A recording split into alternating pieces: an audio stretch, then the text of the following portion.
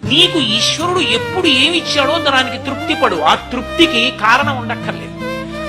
కొంతమంది కూర్చోలేని వాళ్ళు ఉన్నారు, కూర్చుంటున్నావు. నడవలేని వాళ్ళు ఉన్నారు, నడుస్తున్నావు. చూడలేని వాళ్ళు ఉన్నారు, చూస్తున్నావు. వినలేని వాళ్ళు ఉన్నారు, వింటున్నావు.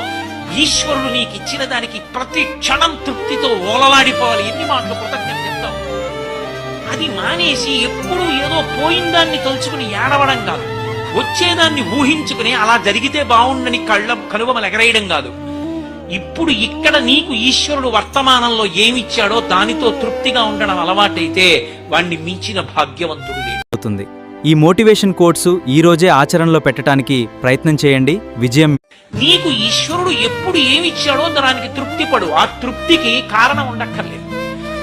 కొంతమంది కూర్చోలేని వాళ్ళు ఉన్నారు, కూర్చుంటున్నావు. నడవలేని వాళ్ళు ఉన్నారు, నడుస్తున్నావు. చూడలేని వాళ్ళు ఉన్నారు, చూస్తున్నావు. వినలేని వాళ్ళు ఉన్నారు, వింటున్నావు.